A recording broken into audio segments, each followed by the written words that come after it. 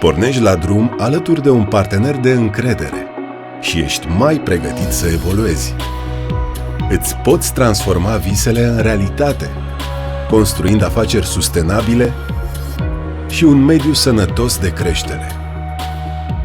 BCR Leasing oferă soluții flexibile, adaptate afacerii tale, ca să ajungi mereu cu bine acolo unde ai nevoie. BCR Leasing. Aqua Carpatica nu este singura apă extraordinară din România. Avem 60% din izvoarele Europei. Izvoare cu apă folosită terapeutic de acum 1600 de ani. Exportam apă la Constantinopol acum 800 de ani. Ape extrase de la sute de metri adâncime.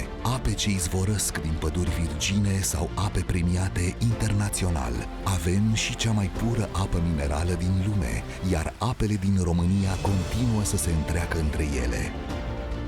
Încearcă noul izvor Aqua Carpatica, la fel de pur și cu gust unic datorat concentrației speciale de săruri. Aqua Carpatica din România, patria apelor minerale.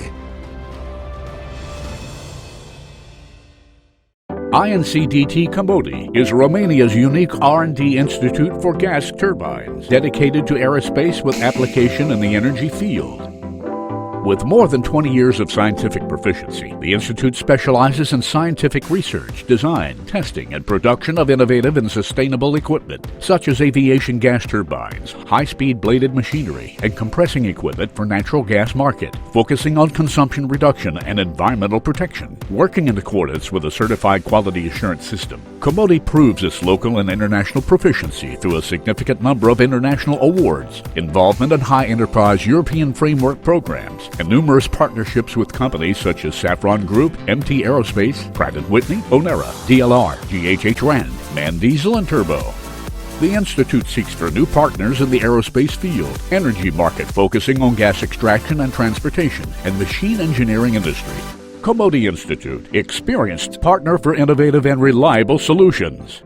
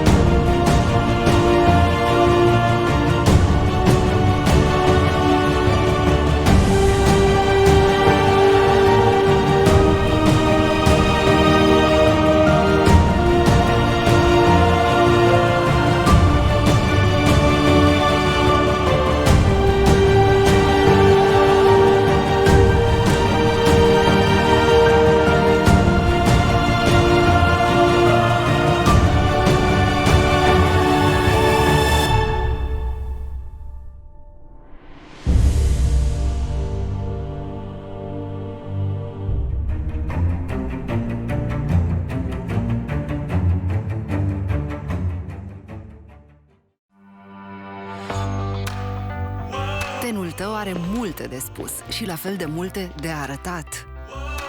Reflectă-i calitățile cu noua formulă originală Gerovital Evolution. Super enzima tinereții SOD, cea mai activă enzimă antioxidantă și acid hialuronic ultra filler de ultimă generație, pentru un efect vizibil antirid și un ten ferm, complet reenergizat. Cunoașteți aturile, recunoaște evoluția. Gerovital Evolution.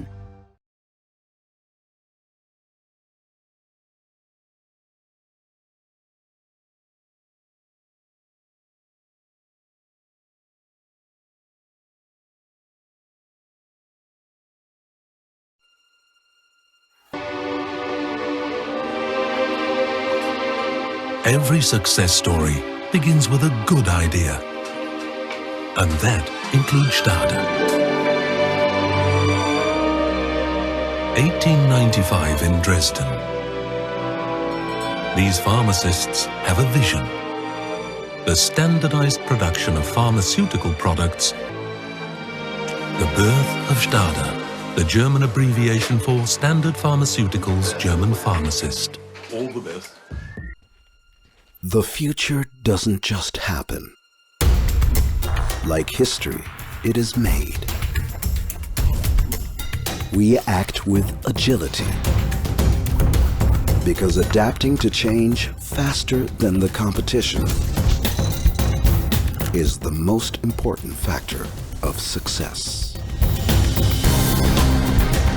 We believe in entrepreneurship, because the ideas and actions of each and every one of us are the sparks that ignite future growth.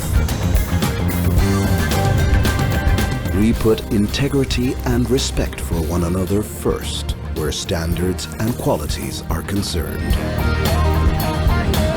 In order to act in the best interests of the company as a whole, we embrace the concept of one Stade. Together, we can write a new chapter. The future is in our hands.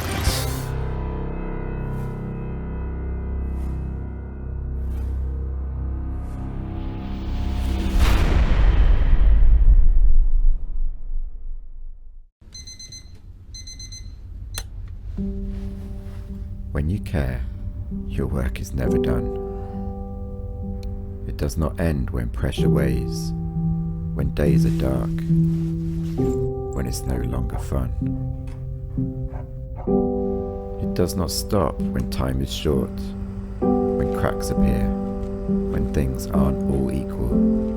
It does not end on good days when these everyday heroes, people, have a brief glimpse of how it used to feel to be them.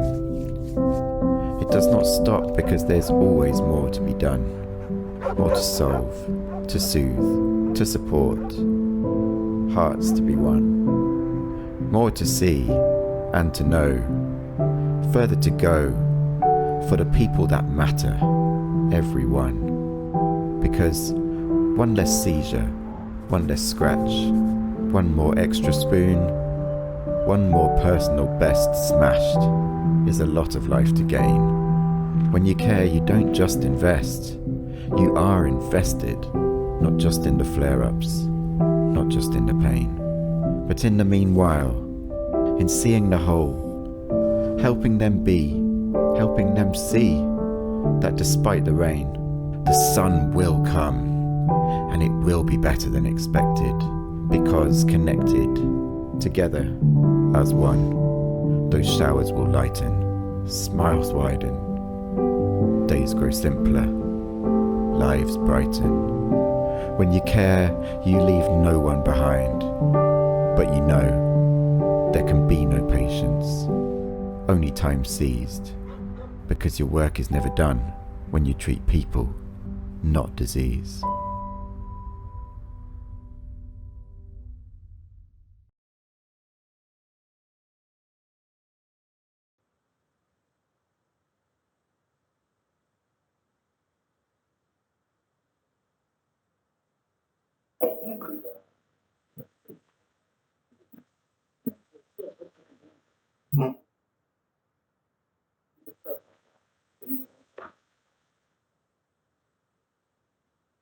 So I think we can start this meeting with my thanks for all of you taking your time to be here, especially our honored guests, Mr. Ambassadors.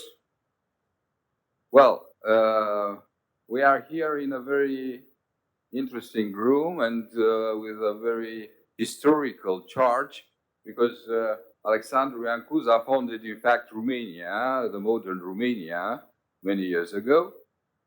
And also one of our partners in the organizer of this event, Statistics National Institute, was founded during his time. So after this very short comment, we are now we face with many provocations. We face with many turbulent area in all the world, not only in neighborhood. And it's very hard for us because all of these things are very, very complex to draw conclusions. But we can speak, we can send our ideas, our opinions, how we can protect the entire world in these very hard times. I don't want, because your time is very precious, it's very valuable. I would like to start, with your permission, of course, with Mr. Ambassador Reuven Azar, the ambassador of Israel, not because it's a very hard situation, very, very hard situation, I think, without any predecessor, I think, because, and please, Mr. Ambassador, you are given the floor.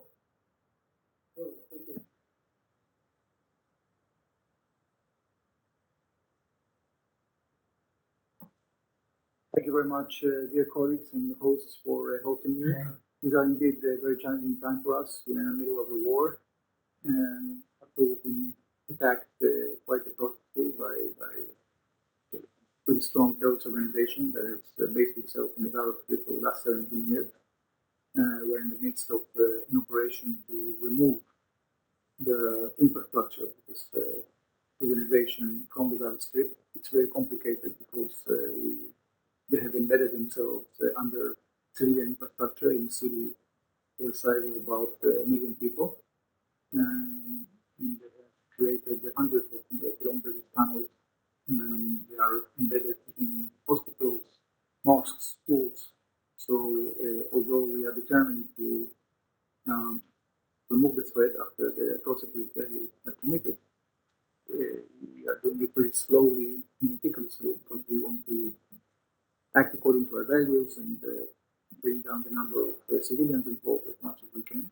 So this is going to take a long time.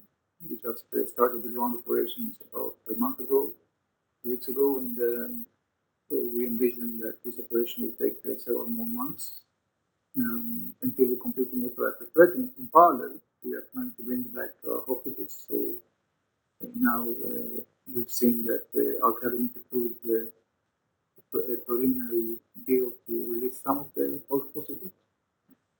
This will hopefully take place in the coming days, but it's only going to be a ceasefire, not the end of the war.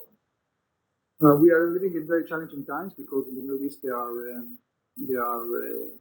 actors that are trying to throw havoc and to exterminate other countries.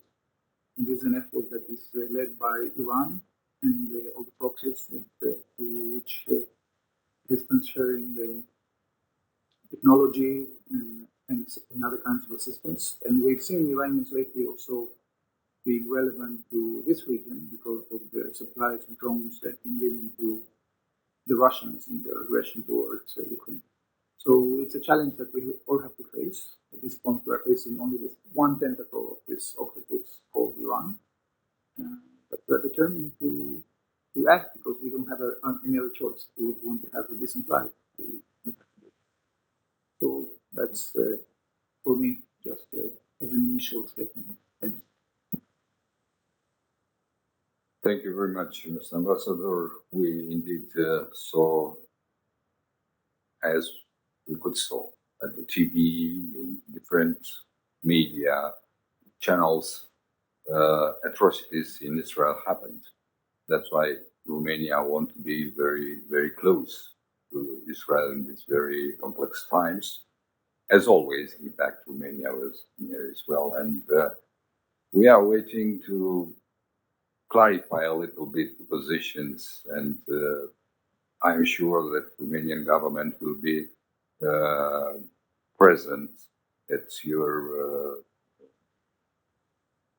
commitments or as your requests for helping the Israeli people in this aspects. If you allow me to continue with Mr. Ambassador, if I'm read correct, Rim Kap-soo. Yes. For you also is not so easy, because if I well understood, according to Ukraine, Russia, invasion and so on, you are not so very, patient, because on the north, the situation is not so very good, and the help gave by Russian Federation by your neighbor for us is not a very relaxed news. Thank you so much for your actually I prepared some text to read, but I found out that it's a very informal. Yeah. Right. So the apart from the prepared text, but our preparation, right? But just a few words, the Romania, înainte să încep, aș dori să transmit felicitări pentru calificarea României la Euro 2024. Right? Okay. Yeah, just this topic is on the diplomacy and economic relations, but I'll focus more on the security challenges also, following my colleague, the ambassador, right? Yes, because we are now at very difficult moments. We see a lot of the things which is happening all around the world, not only the Russia's the invasion of Ukraine, but also the war in Gaza. And recently we know that there has been illicit the arms deal between Russia and North Korea, which were providing North Korean arms, the armors and shells to be used in Ukraine, right? So we are now confronting many perspective crises. Before that, we are quite accustomed to have the past World War order. In the right after the foreign war, and the last century, 20th century, we have been enjoying the globalization era, right? So at the time, we all believed that very closely integrated the finance, trade, the globalization world will set us free from any conflicts, right? Yeah.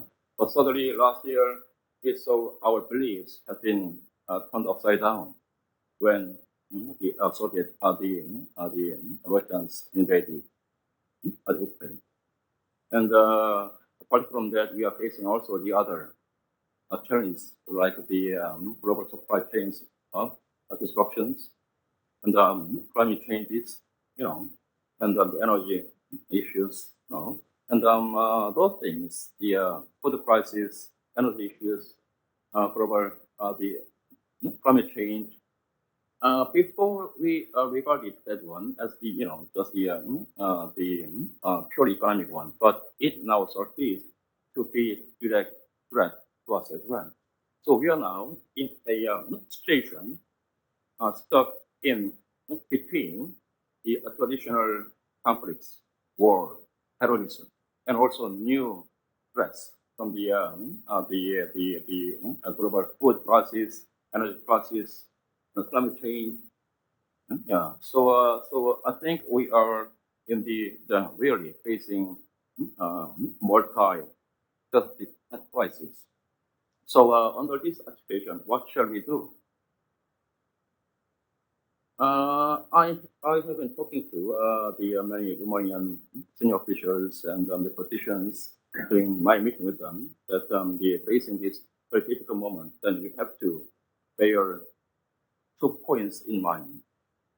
The one thing is that we have to keep up, uphold the fundamental values like the freedom, democracy, human rights. When we are sticking to those fundamental values, it will be easier for us to navigate these very difficult moments. Number 2, the importance of coming together among friends, allies, and partners, right? There are so many things which cannot be dealt with only one country. So we have to get together. We have to, just muster our will and strength among our friends, partners, and allies. So that leads to tasks before us, how to move forward our bilateral relations between Romania and Korea, right? As you may see, Romania and Korea has been the strategic partners for the last 15 years. This year marks the 15th anniversary of our strategic partnership.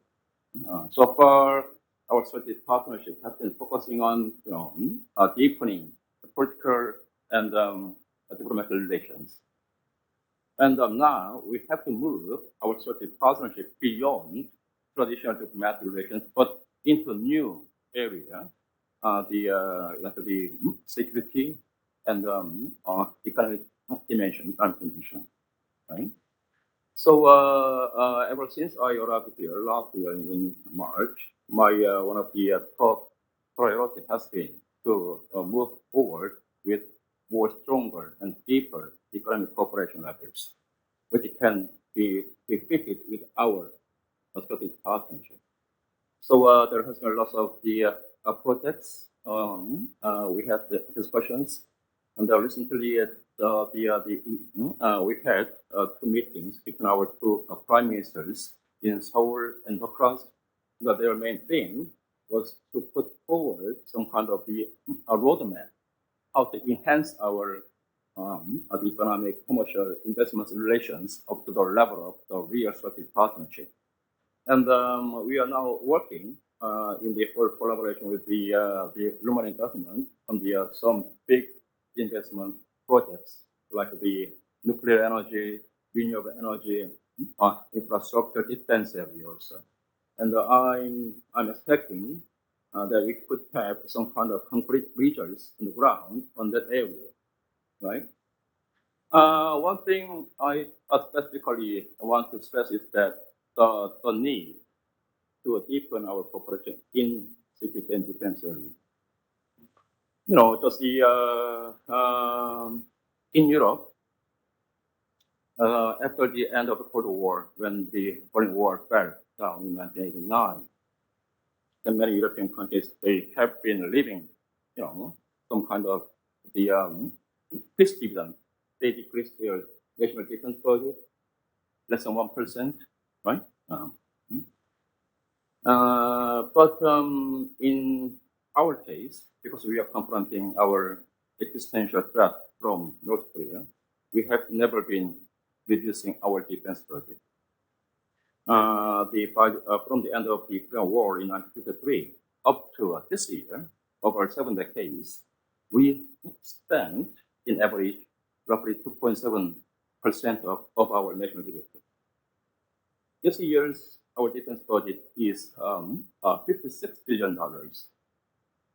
Whereas the European countries, when they, just settle down with the, the globalizations and when they decrease their budget, national defense budget, but we still keep pouring a lot of money to defense.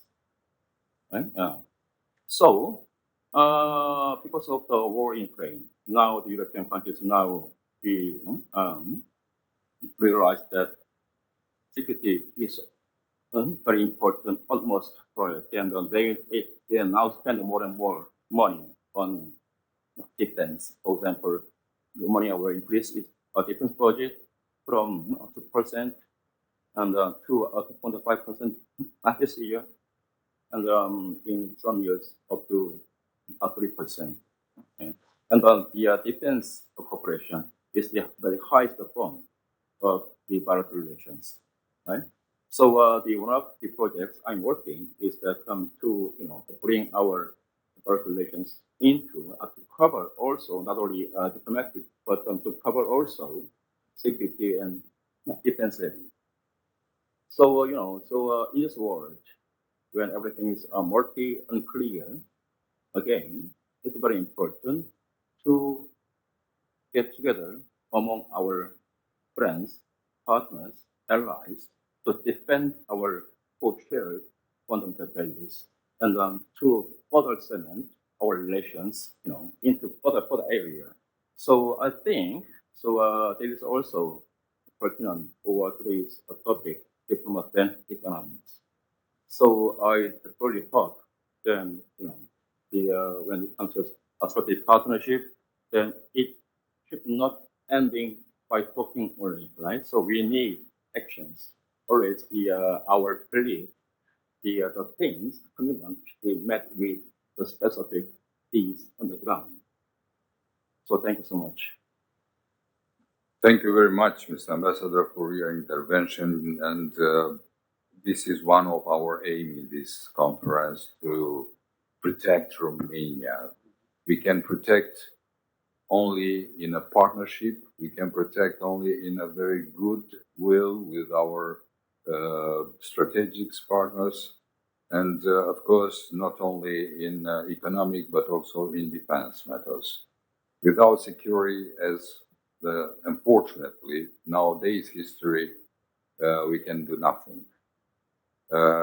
Thank you very much for your intervention, and with your permission, I would like to give the floor Mr. Victor Kirill, the ambassador from Moldova Republic, and I am honored to tell you that I had the opportunity to manage the relation between 4 years during Voronin regime, and nowadays we are very, very happy that, very glad, not happy necessarily, but very glad that you have another clear orientation towards European Union and the European Union values. Please, Mr. Ambassador. It's a pleasure to be here, and thank you for inviting me at this meeting and discussion about diplomacy and relations and investments. 2 weeks ago, the Republic of Moldova got, together with Ukraine, got a clear recommendation from the European Commission to start to initiate negotiations on future EU membership. In December, on December 14th or 15th, EU member countries have to decide on this. And we hope very much that all EU member states will approve the decision. But 21 months ago, when the war started, Russia started an illegal war against a criminal war against Ukraine, nothing was pure gain. At that time, it was a dream for the Republic of Moldova and Ukraine to have this recommendation in the European Union, and to have, first of all, the candidate status to join the European Union. At that time, the Republic of Moldova had to deal with grave consequences of the war. Refugee crisis, then energy crisis, then economic crisis, because all our trade routes have been disrupted. The traditional markets for some Moldovan companies have been closed, because Russia was a big market for our agricultural products. And overnight, everything has changed. And also, overnight, we had to deal also with energy crisis. Russia started to use blackmail the Republic of Moldova with gas supply. We managed to deal with refugee crisis. More than 700,000 refugees coming from Ukraine crossed the Republic of Moldova and went to the European Union. And we have done it, we managed to do it together with Romania, with our Western partners. But still 100,000 more refugees are still in the Republic of Moldova, and we have to deal with this present. We have to give them protection. We have to give them houses. We have to provide them with health and social services. And so far, we managed to do this. We also managed to deal with energy crisis. We had to find new alternative routes, alternative sources for importing gas, and we managed to do this again with the help of Romania, because prior to the crisis, we were successful in building a pipeline, gas pipeline, connecting Iași and then Chișinău. And then, because of the work done by Transgaz, Romanian company, we were able to import gas from Greece via Bulgaria and Romania through the old Soviet pipeline called Transbalcanica. But this time we managed to bring gas in a reverse flow to Moldova and also to Ukraine. And this, of course, helped us to ensure strengthen our energy security. Now the right bank of Ministru, the territory controlled by constitutional authorities, doesn't consume any more Russian gas. But we still import gas, not import, but we are buying electricity from Transnistria region, which is not controlled by the Republic of Moldova. Electricity which is produced on the basis of the gas brought from Russia, and the Transnistrian region is not paying for it. One day this flow might stop, and then we will have to find alternative sources for importing electricity from Romania. But the problem is that we don't have direct electricity lines, with high voltage electricity lines with Romania. One of it is in the process of construction. Another one is just a project to be put in place. The first one is the connection between Saccia, Bucharest, and Chișinău. Another one, which we would like to build with Romania, would connect both the second city in the Republic of Moldova with Suceava. But both projects will take a couple of years to be built. And this, of course, is a vulnerability for our energy security. We hope to build them during the next 3, maximum 4 years. But this is a long time for the Republic of Moldova, so we need to find alternative sources, or again through Ukraine, in order to import electricity in case of major crisis. Another priority is to find new markets for our products, agricultural products, and not only. Romania helped us to alleviate part of this burden. Many companies that used to export on Russian market already are exporting here in Romania. The volume of our exports, vegetables and fruits, increased a lot just in 1 year, and we also managed to increase the overall exports to Romania. Now, more than 30% of our exports go to Romanian market. Romania is the most important trade partner of the Republic of Moldova.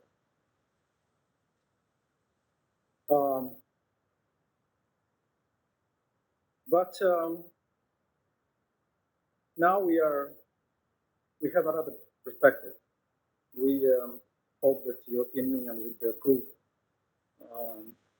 the starting of negotiations on EU membership, and probably next March we will start negotiations on concrete chapters. There are 35 chapters on different sectors, starting from democracy, judicial reform, economy, transport, environment, and so on.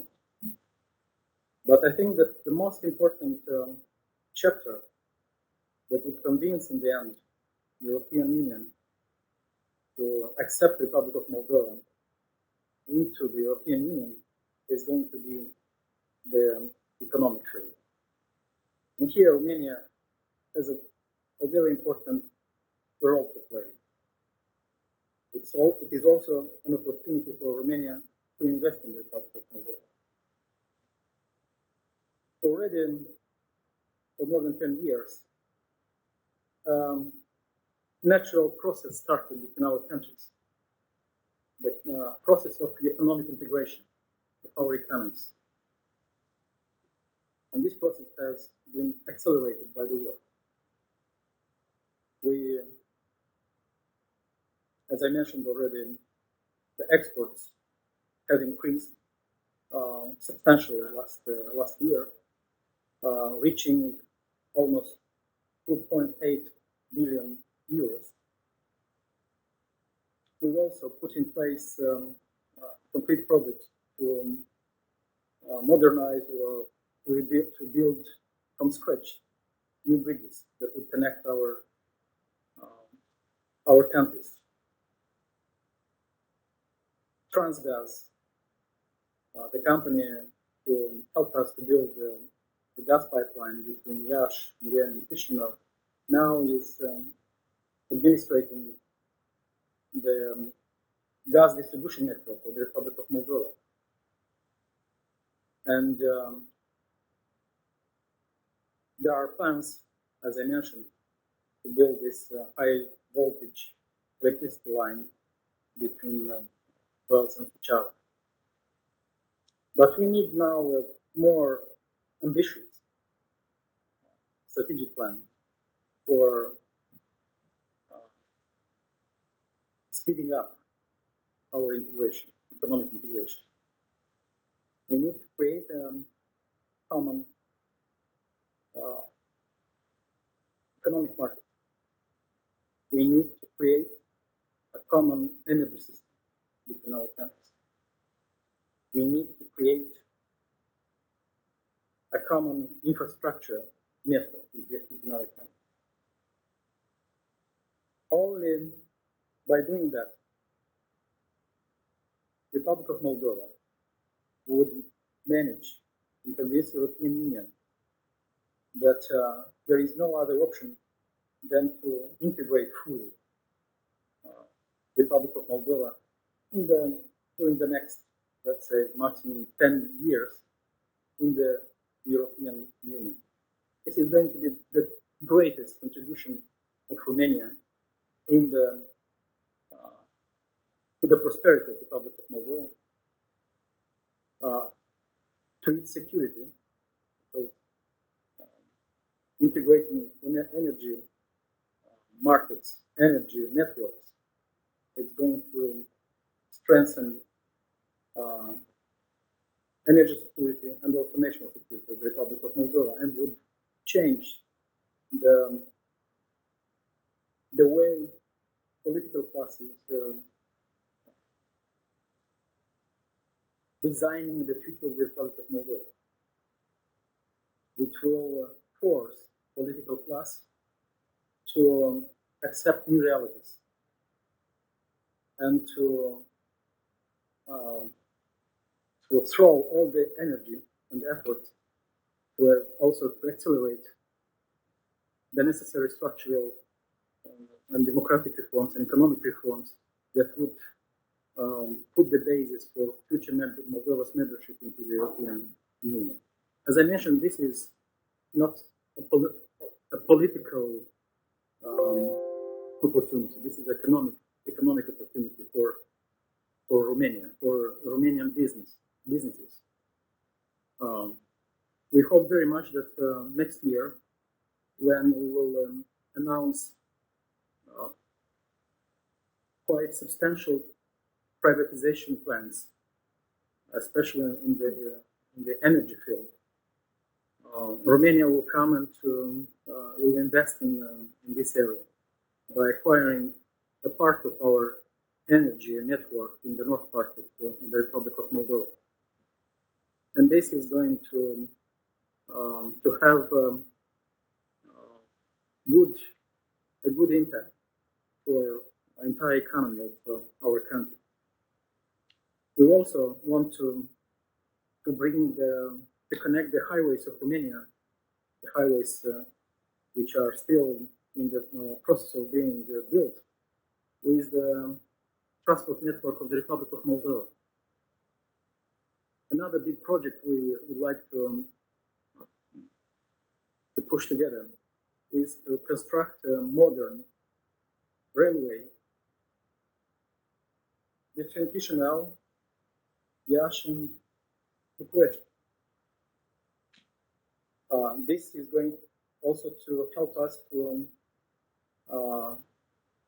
channel the trade flow between our country from land roads, from land transport on railways, because right now 70% of our exports and the imports are done by trucks, which it's easy to imagine which kind of impact this has on environment.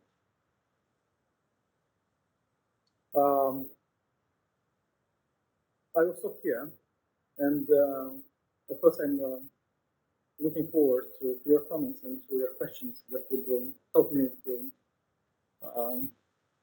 to elaborate on this message in details.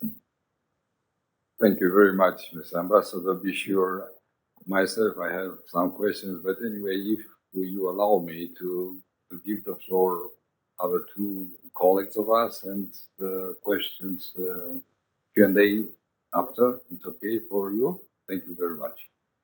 So, because all our special guests here mentioned about economic aspects and the role of economy in politics also, I would like to touch this area also with the help with Ms. Alice Lubini, which is the Chief of Economic Department of Italy Embassy.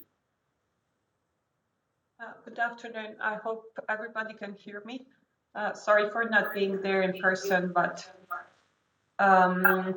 unforeseen events. November is always a very busy month for everybody, I guess. I would like to start moving on from what the Moldovan ambassador has said. I think that what is happening in the region, in Romania, and also in the region, is of interest not only for the countries of the region. The whole world is looking at this area, unfortunately, for some very sad reasons that we all know about, but also a lot of companies are looking into the opportunities that arise from crisis. And Italian ones in particular have been an important presence in the area. Italy has been in the Romanian market and economic scene for decades now, I must say. And we have over 23,000 companies with Italian capital active here in Romania. Italy is the fourth investor in Romania for volume of investments and the first one for sheer number of investments carried out. And this is only to give you, a brief background. And these numbers show the fact that Italian investors are confident and they are interested in Romania. And in the neighboring countries. So Romania could also be a platform to expand for the companies that are already here. My colleague from Moldova mentioned the transportation network of Moldova. We have a lot of companies here that are already working day and night to enhance the transportation network of Romania, and a lot of them actually would be very interested in carrying on the work also from the other side. On the other side, we have a flourishing and ever-growing interest by the financial and banking system as well in Romania. As you might have read recently, Unicredit and Intesa Sanpaolo have both acquired an even larger presence in this country.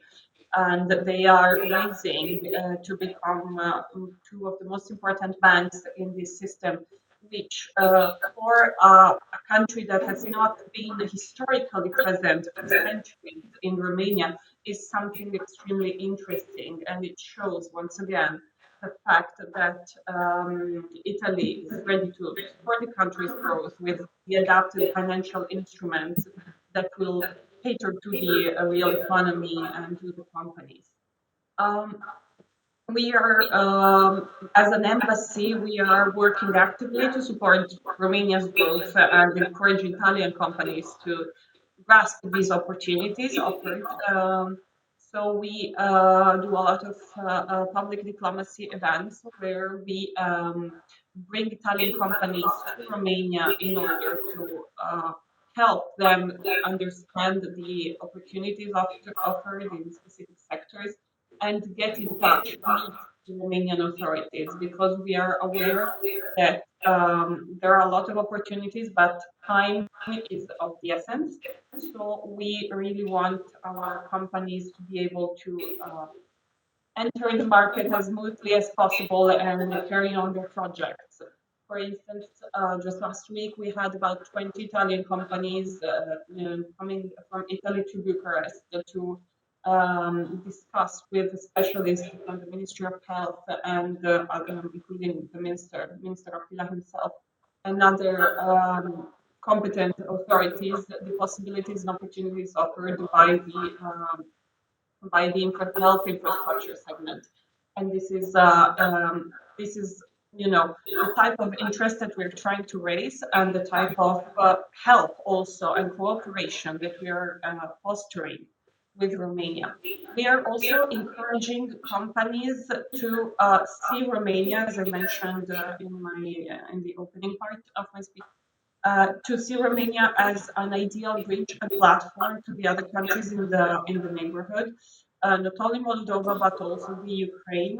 So there is interest in the reconstruction of the Ukraine. We had a special representative coming to the Sinaia forum held at the middle of December to talk and also reinforce the idea of the support of Italy to the Ukrainian reconstruction once it will be possible, but also to open another channel for companies that could come and participate in developing the area. I must say that while Italy is extremely confident and trusts Romania, and facts have shown it, we have some themes that are extremely important for foreign investors that I would like to raise, and maybe then they can be discussed, and probably they have been raised earlier. Investors, businesses need and want to see reasonable tax policies, legal certainty, and transparency in administrative processes. These are key factors in attracting large foreign investments. And these large foreign investments are needed in Romania to enhance and swiffen, actually, the way to sustainable growth and development. And while Romania has worked a lot on these topics in the past, and it's definitely going to work even more because the OECD accession, for instance, it's going to be focused on several of these issues. The companies, and I don't think it's only the Italian ones, are surely hopeful that all these matters will be taken into account also by the future government and of the country, given the fact that 2024 is an electoral year, and that the investments already made in Romania will be taken into account and, rightfully endorsed by the future government and held on the right path for Romania's future. So this was just, a few thoughts, and from my experience dealing with Italian companies and, working in Romania for a few years. But obviously, I'm open to questions or, observations and other suggestions. Thank you. Thank you very much. Yes, we share your opinion, and we more than share, we are convinced that economic aspects in bilateral relations are very important, maybe more than very important, are determined for strengthening the bilateral and political relations. Because you had some remarks concerning the importance of foreign investments, bilateral speaking, of course. I'd like to give the floor in this very moment to Ms. Iulia Petuhov, project manager, biz manager, company. Thank you so much, Excellencies, dear colleagues. It's a real honor to attend this event, and thanks once again to the organizers to rise up the most important subjects for the Romanian development. Initially, we wanted to touch the subject, especially of investments, because it's very connected actually to diplomacy as well, because any diplomatic mission, of course, they have their economic attaches, and we believe that for any country, specifically this subject is very important. So considering our companies representing the private sector, namely we are dealing with the consulting for the companies in terms of management and advisory services, as well as having experience in public authorities. The fun thing is that actually a few months ago, we designed an analysis of the most interesting investment tools that the country can apply in order to attract investments.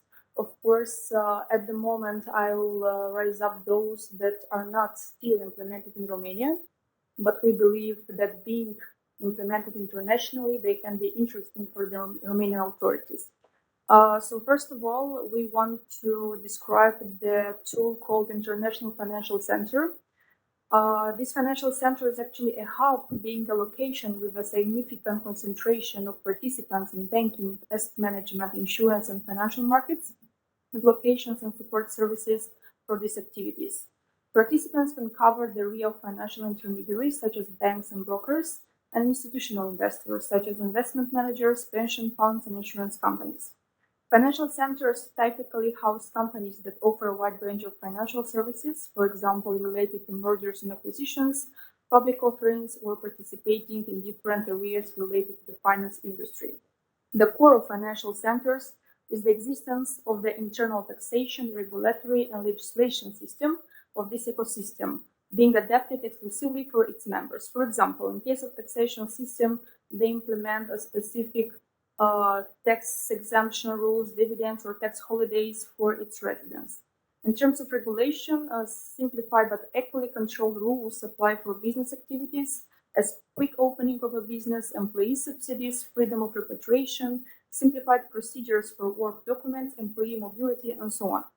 In terms of legislative system, an independent court responsible for civil and commercial law for residents is founded. Legal regulation is distinct from the local, being used a commonly used international system, for example, as English law, and legislation according to international standards is applied as well. Apparently, an international financial center can be considered as a state within a state, but which brings significant economic advantages to the local economy. First of all, it promotes the good governance of a country, which in the long term will contribute to the development of the national economy. Evidence indicates that so far the most successful financial centers are those whose governments score on the World Bank quality governance indicators. Second, these financial centers represent countries and territories with fiscal and regulatory policies that are particularly favorable to foreign investors. Financial centers encourage new businesses with favorable facilities such as telecommunications and transport and limited bureaucratic hurdles. Third, but not least, bring positive effects on macroeconomic indicators, for example, employment, capital inflows, with establishment of infrastructure, and so on.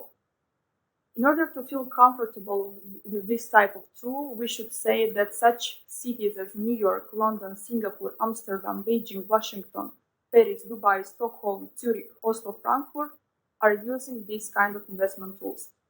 Probably the presence of 17 out of 20 top international banks, 5 out of 10 top international insurance companies, and 4 out of 10 international global legal companies in Dubai International Financial Center speaks for itself. Very briefly about the advantages of such an investment instrument for a country.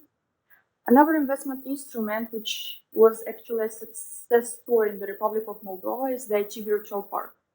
Analyzing the year 2016, the countries in Central and Eastern Europe were actively developing the IT industry by offering various incentives, when the IT sector of the Republic of Moldova was perceived as lagging behind.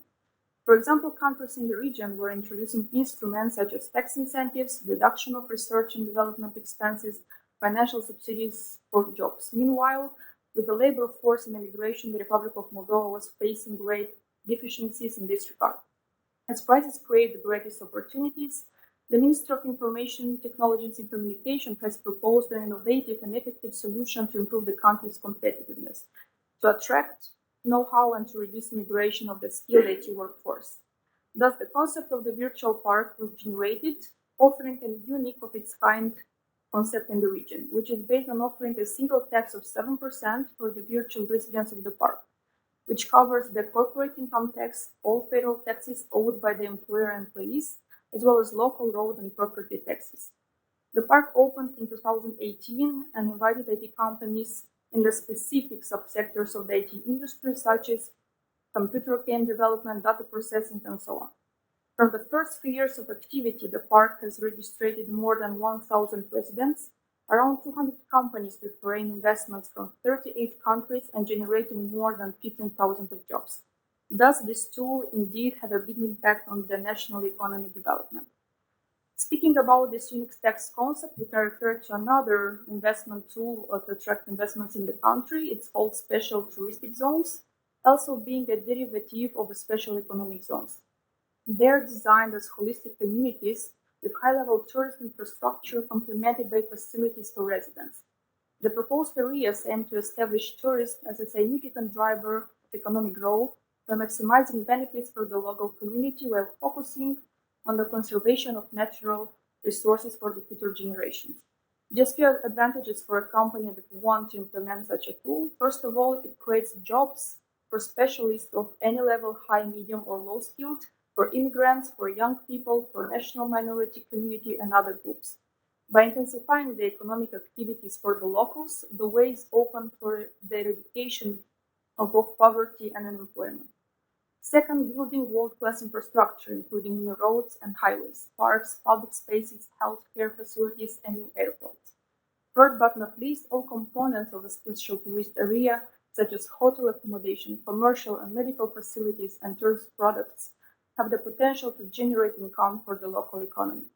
Because the topics that I raised are very broad and we can speak about each of the tools many hours, so I'll stop here. What is important when deciding to implement investment tools in a country, of course, is to develop a very detailed roadmap with clear responsible parties, clear budgets, and clear deadlines. So this is why we're suggesting for the Romanian authorities to look wider, and why not to increase the national climate investment attraction for foreign investors. Thank you so much.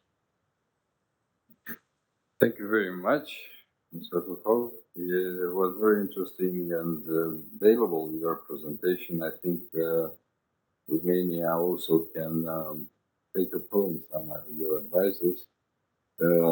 We are here and maybe we can keep in touch to share experiences and maybe to find out some opportunities to implement some of your products.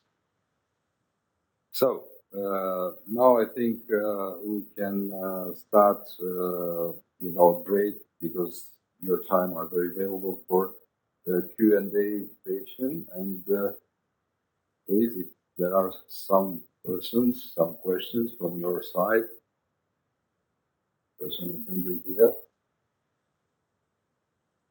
Well, I have, if nobody in the moment, maybe during our discussion will be. For us, I'd like to address a very concern from the public opinion in Romania, which was really astonished what happened in Israel over the night. Nothing was to signal, to flag that Hamas will be so cruel in this. I cannot denominate it, these actions, really. And because of this, we are aware, because we have historical relation with Israeli people. We want peace, and Romania always, you know, Mr. Ambassador, that Romania did a lot, had many endeavors to achieve at least to a peaceful environment, if not the peace. We know that Palestinians didn't want to declare their own independence, and they now have a lot of requests, even they have at that moment, in the 50s. In all this very complex environment, of course, we don't want to find out a solution. It's impossible for any person, I think, any expert. But we are very aware what is happening there. And my question is, how do you think we can decrease this violent military actions from both sides in such a way to, let's say, to regain at least a peacefully settlement in the region? Okay, so because of the fact that we are in a session that is dealing with economy, so I'll try to give you an answer that also is attached to the issue we are discussing. There is a huge difference between economy in times of peace and in times of war. Usually, you can have, in times of peace, a flourishing economy if you have all the conditions that suitable. You have a security regime that works, for example, in Europe, NATO, and the OECD and institutions that actually help to keep stability. In this situation, you can, in a way that is free, you can advance your values. You call it freedom and democracy, and you can expand prosperity, human rights, etc. But in times of war, when all these values and all these security regimes are breached, then you have to change your priorities, and you have to start investing more in your military capability, because without the ability to create a stable security regime, you will never be able to sustain a prosperous economy. So, when it comes to this area of Eastern Europe, it is evident that you can have many plans to develop infrastructure and cooperation with Moldova and infrastructure in Moldova. But at the end of the day, international investors don't come to invest if the security risk is high. And therefore, you have to increase during times of war the investment in security in order to restore a security regime that will allow you to go back to normalcy. So we are facing now, so this is a challenge for Romania. Therefore, Romania decided to expand its security investment to 2.5% of GDP. I don't know if it's enough, but at the end of the day, you have to make your own decision when it comes to that. In our case, we were investing 5.8% of our GDP in security before the war started. So we will have to, at least temporarily, increase our investment in security, and that not only means economic investment, but actually it means that you have to remove the military threat. Because if you do, there are situations in which you can negotiate peace. This is when you have a partner on the other side that is actually ready to negotiate peace. In this case, when it comes to the Gaza Strip, there is no such thing.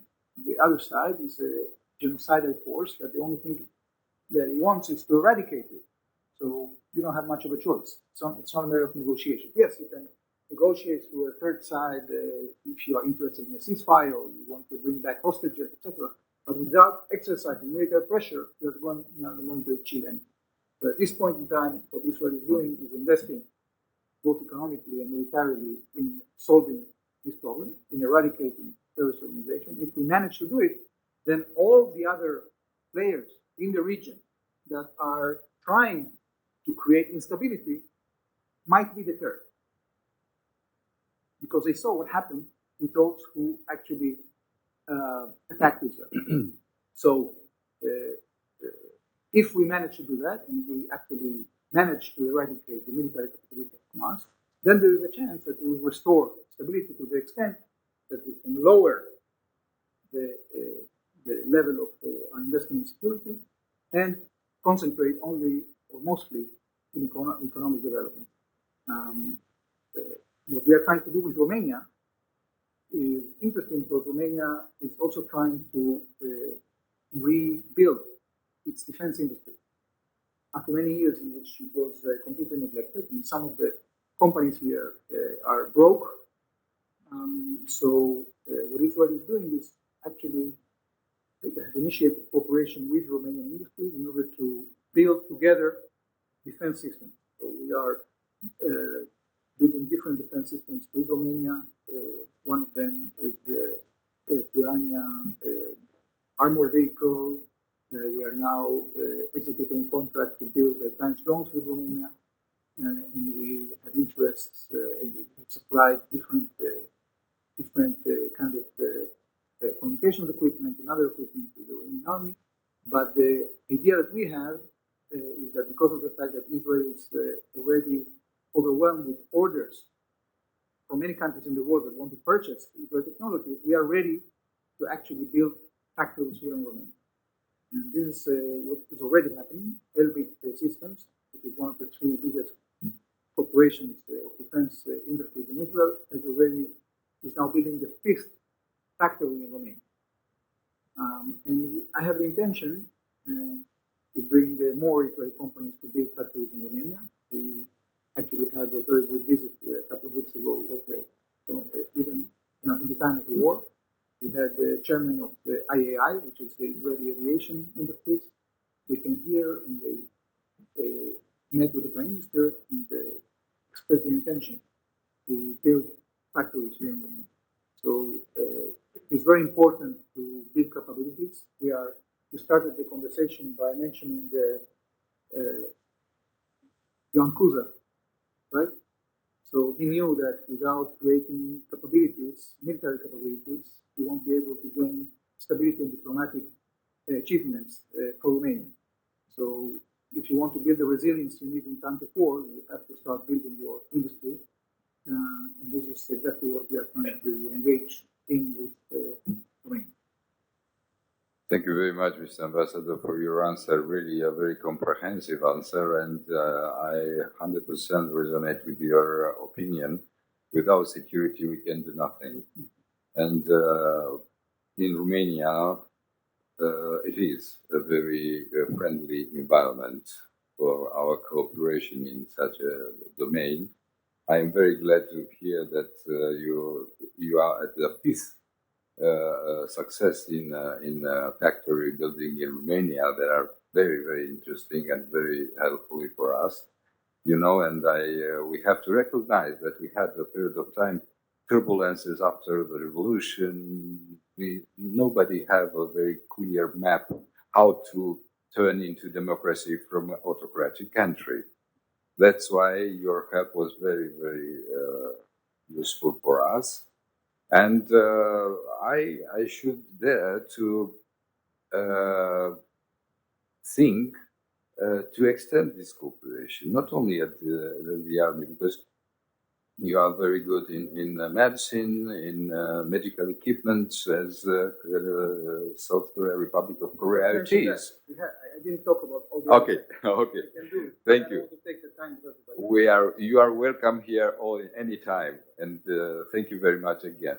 And because we've tackled about medical equipment, Mr. Ambassador, I know that Romanian hospitals, and not only hospitals, but also we have a lot of non-governmental organizations aware of healthy environment in Romania, give a very big importance, more and more importance, to relation with the Republic of Korea companies in such domains. Do you have also other areas for cooperation to unfold as successfully the medical domain there is now, actually? Yeah, right. So just before answering your questions directly, I will just give you some overall view on this, specifically our bilateral relations in terms of economy, commercial. Right? As I said briefly, yes, actually when it comes to economic cooperation level between Korea and Romania, it is, I can say it is still lacking below than our expectations, right? Even though we have been strategic partners since the 2008, but the data numbers of the bilateral trade investments are very, very low. For example, when it comes to the Eastern European countries, and then many Korean businesses made Korean investment has been made not in Romania, but largely in other countries, for example, Poland and Hungary.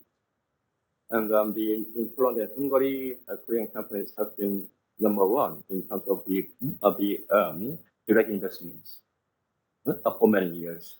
For example, last year, 1 year only, our investments in Hungary was exceeding 2 billion euros. Last year only, 2 billion euros.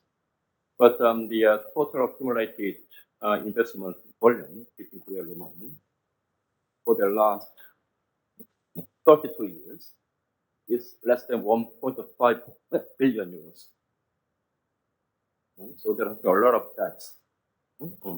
So when I notice such a huge gap in economic and investment terms So I have, so I was struggling how to narrow down the gaps, how to basically bring the, our economic cooperation, in particular in terms of the investments, to a very higher level, befitting our strategic partnership. So that has been my top priority. And I came up with my own plan, how to narrow down the gap. And I talked to, the ministers here and then the parliamentarians here about my idea, right? Yes, we can't jump from 1 into 5 in one day. It will take time, right? To promote Romania to many Korean businesses, come over here, don't go to any other country but coming here, right? And I can't twist their arms to come over here. Yeah. So the most effective and the most fastest way to increase our investment and to the volume will be, what I'm thinking is that to target big government projects. I'm aiming to catch a big whales, right? So, for example, when a big investment is made by the big Korean companies, then the many small and medium-sized companies will follow to form the supply chain, right? And also that example will be shared by the other Korean companies. So what I have been working on this area is to get the success story, serving as the precedent to showcase that we have big investment here, big success story here in Romania, right? So in that sense, as I said, our two prime ministers, when they met in Seoul last year and this year in May, they agreed to pursue and some big governmental projects like nuclear energy, renewable energy, defense area, ICT, and infrastructure. Right? It needs big investments. It needs big money by the big companies that they will serve as a foot model to be followed by other companies. Right? So the medical or cosmetic, or the electronics mobile phone, yes, is important, but what I'm targeting is that to have big foreign field investment here first, right? To boost the image of Romania as a good place to work in. Nowadays I'm seeing more and more potential of the Romanian economy. I think, personally speaking, I'm seeing more opportunity rather than crises or challenges caused by the war in Ukraine. Because the Romania is a very strategically situated. When I'm looking at the map, Romania can be the gateway towards the other Western European countries. When Korean shipments, the ship sails and stops at Constanța and then taking the road or railway to the Hungary, Germany, Austria, and other thing, it will take 1 week rather than Korean ship sails the other way around into the Hamburg, right? Yeah, and so recently also the Ukrainian grains are shipped along the Danube Delta, Tulcea, and the Solina, and then down to Constanța. Yeah. So in terms of the transportation, logistical point of view, Romania is very well strategically situated, and we can fully utilize that location as well. So that's why our Korea and Romania signed the MOU last May under the presence of our two prime ministers in upgrading and expanding Constanța port. And I'm expecting some big Korean construction company, they will send delegation early next year, right? So I think it's on the way. But again, we can't expect huge jump overnight, right? But as I said, we have some kind of the step-by-step, pass-to-pass approach, right? Starting getting the fish, then leading to other things. So I can say to you that with full confidence that so far so good, and you will see a lot of the activities from premises next year, and also they will spill over into other areas, not only the electronics, but also the medical health also. And we are now my emphasis is now working on the talking to Ministry of the Health and having some kind of the MOU on the expanding our cooperation in the health and medical area also, right? Yeah. So I'm confident that we will be going into the right direction. Thank you very much, Mr. Ambassador. And I think all of us agree that Romania now is on the highway. It's prepared to speed up and all this cooperation. And I'm sure that this first unfocused domain, these first attempts will be implement other big projects. We in fact already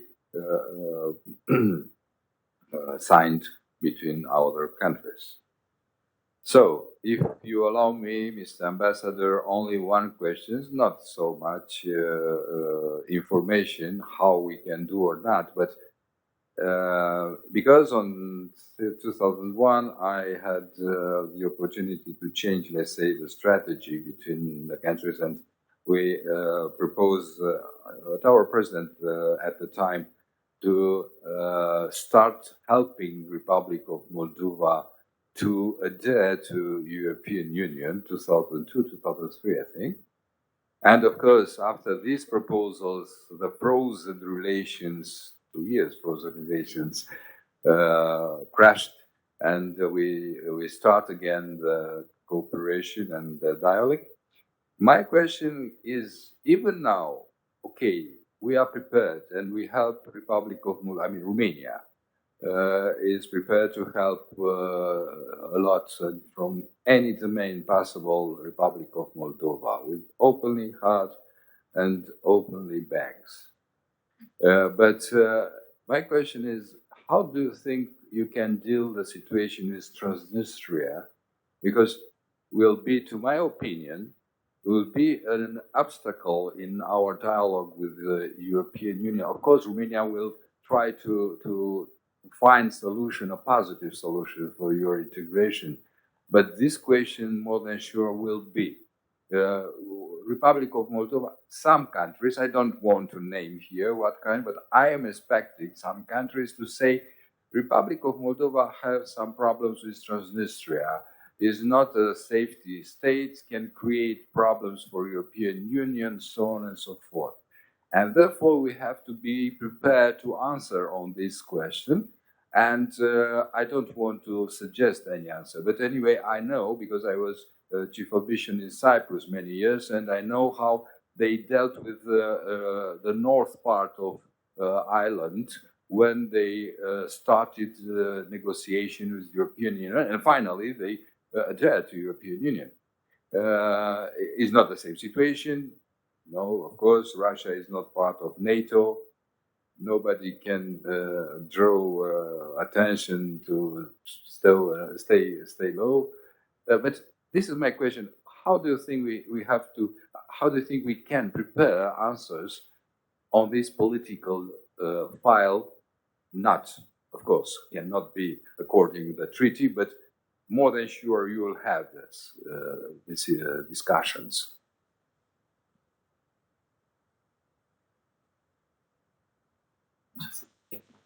It's not an easy question. What we and also what we would like to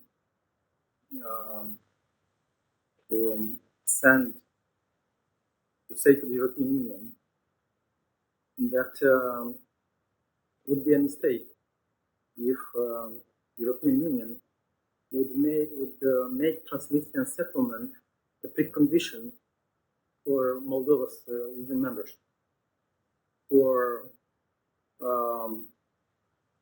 starting negotiations on some chapters and so on. Because if EU would put forward this conditionality, then it's going to be a veto in the hands of Russia. And we will not move from the, in any sense, in reaching this, in a near future a political settlement on Transnistria. So what is needed is a pragmatic approach. And the pragmatic approach is to start negotiations with the Republic of Moldova, and at the same time to prepare the ground for engaging Transnistria in this process. We are very much focused on political evolutions, but we also have to take into consideration that some very positive progresses are taking place on economic field. Transnistria is more and more integrated economically with the Republic of Moldova, and this was possible and is possible because the Republic of Moldova is part of this CFTA, Deep and Free Trade Agreement, Comprehensive Free Trade Agreement with the European Union, and Transnistria is also benefiting of this agreement. And because of that, they have the possibility to sell their products on the EU market. Now 70% of their exports of Transnistrian region export are going on the EU market. And also we have to bear in mind that war has changed the context, not only for the Republic of Moldova, but also for Transnistria. In the past, Odessa was the main gateway for them, not anymore. The border between the Republic of Moldova on Transnistrian region and Ukraine is closed for them. The main exports and imports are taking place through the custom points controlled by the Republic of Moldova. Also, the key strategic enterprises of Transnistria depend on Republic of Moldova issuing, for instance, license to import some raw material for metallurgical power plant. If Republic of Moldova don't issue this license, so this company doesn't have raw material to work. The Puchugan power plant that is producing energy works because we on the right bank are buying that energy. Some would say that we are helping the Transnistrian regime to survive. We are not helping Transnistrian regime to survive. We're taking care of our security, and also we're taking care of people, our citizens, living in that region. Because metallurgical power plant and also Puchugan power plant are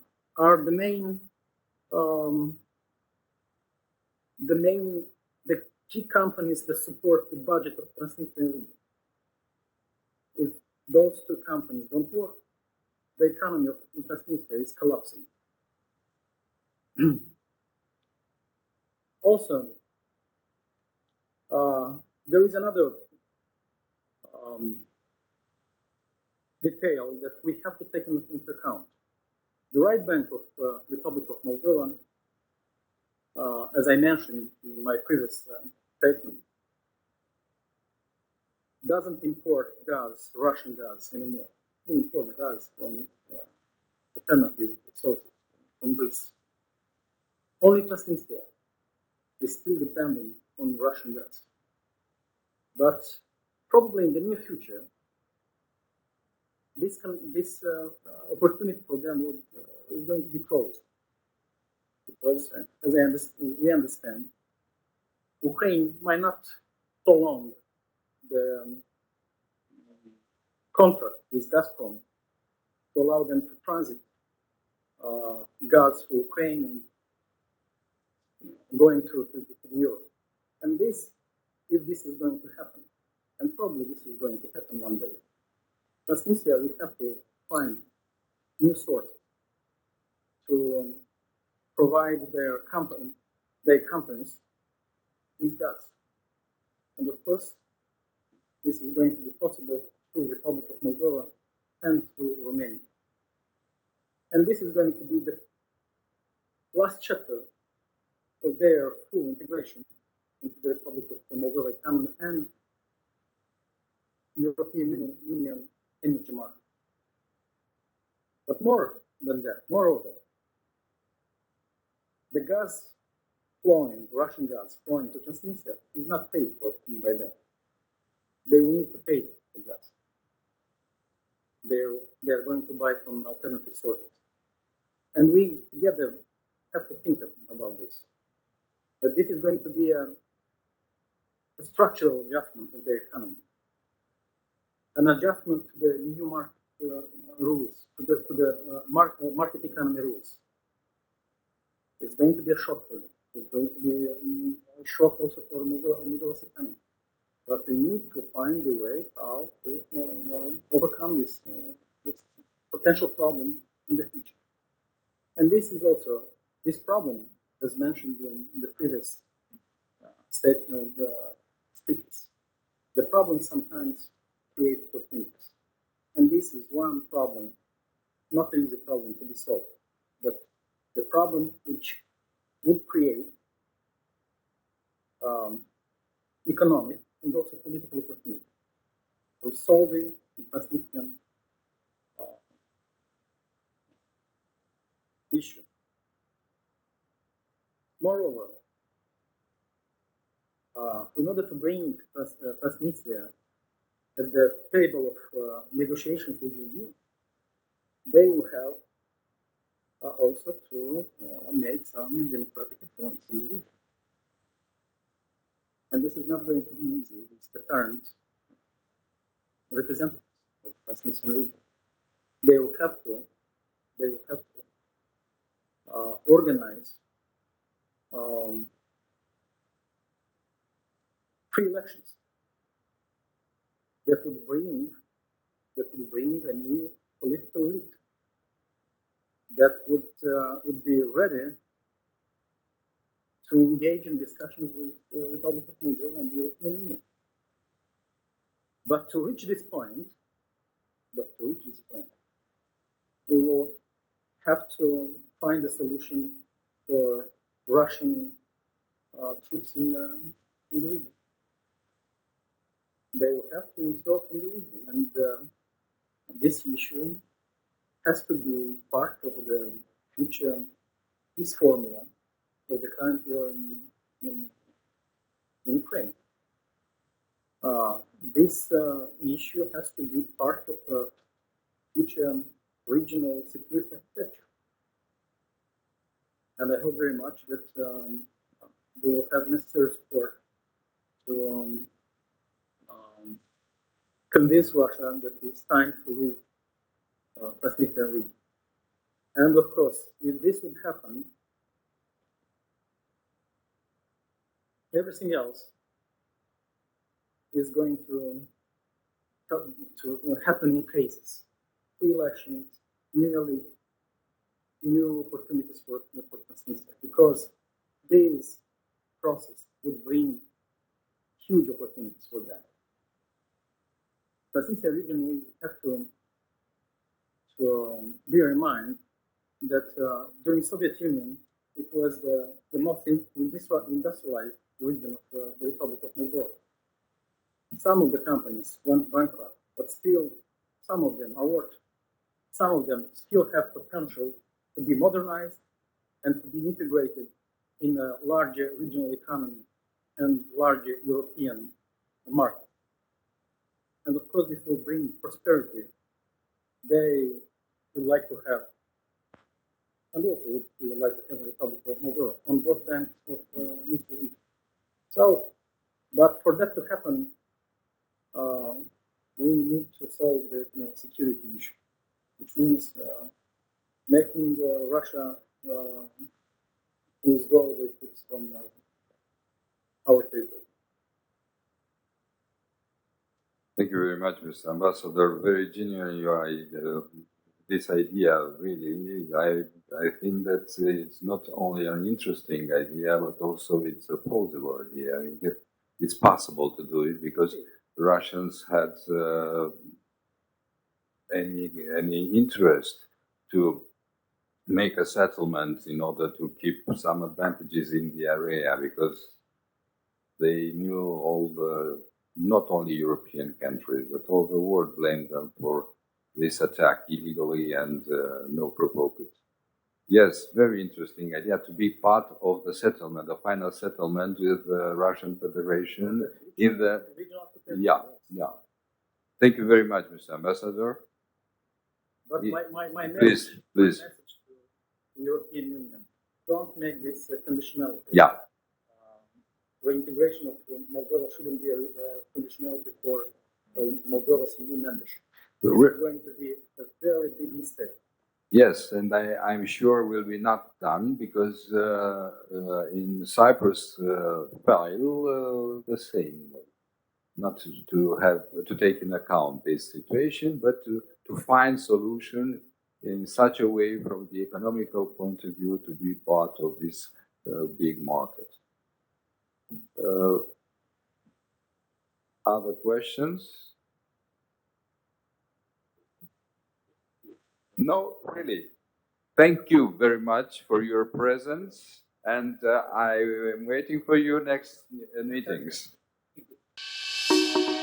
Pornești la drum alături de un partener de încredere și ești mai pregătit să evoluezi. Îți poți transforma visele în realitate, construind afaceri sustenabile și un mediu sănătos de creștere. BCR Leasing oferă soluții flexibile, adaptate afacerii tale, ca să ajungi mereu cu bine acolo unde ai nevoie.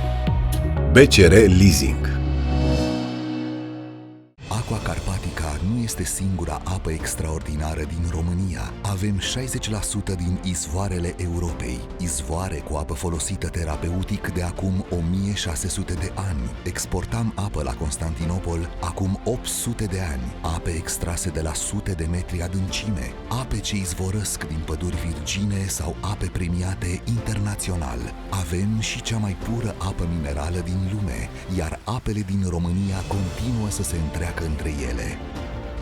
Încearcă noul izvor Aqua Carpatica, la fel de pur și cu gust unic datorat concentrației speciale de săruri.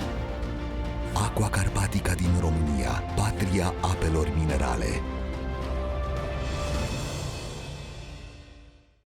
INCDT Commodi is Romania's unique R&D institute for gas turbines, dedicated to aerospace with application in the energy field.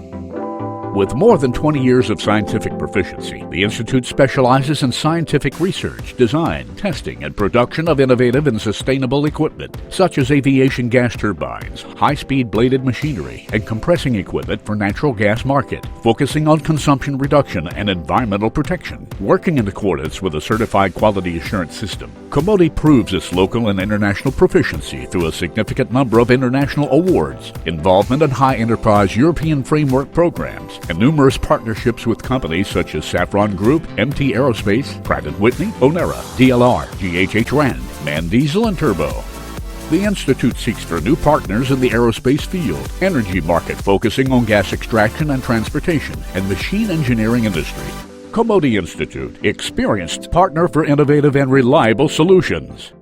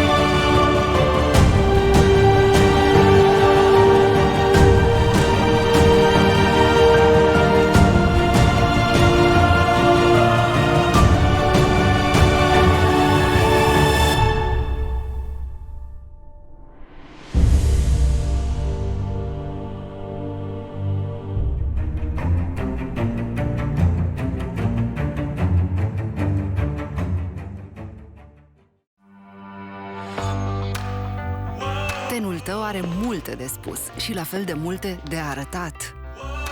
Reflectă-i calitățile cu noua formulă originală Gerovital Evolution, super enzima tinereții SOD, cea mai activă enzimă antioxidantă și acid hialuronic ultrafiller de ultimă generație, pentru un efect vizibil antirid și un ten ferm, complet reenergizat.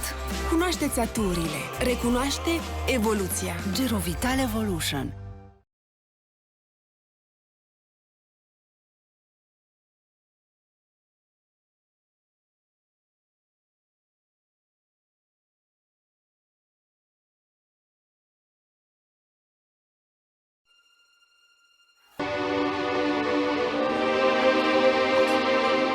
Every success story begins with a good idea. And that includes Stade. 1895 in Dresden. These pharmacists have a vision. The standardized production of pharmaceutical products. The birth of Stade, the German abbreviation for Standard Pharmaceuticals German Pharmacist. All the best. The future doesn't just happen. Like history, it is made. We act with agility, because adapting to change faster than the competition is the most important factor of success. We believe in entrepreneurship, because the ideas and actions of each and every one of us are the sparks that ignite future growth. We put integrity and respect for one another first, where standards and qualities are concerned. In order to act in the best interests of the company as a whole, we embrace the concept of one Stade. Together, we can write a new chapter. The future is in our hands.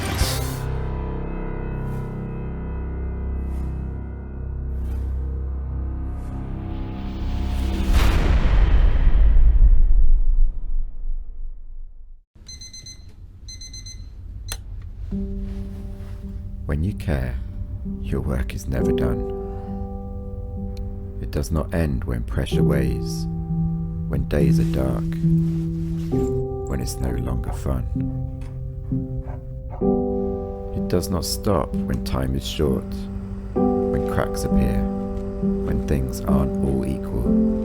It does not end on good days when these everyday heroes, people, have a brief glimpse of how it used to feel to be them.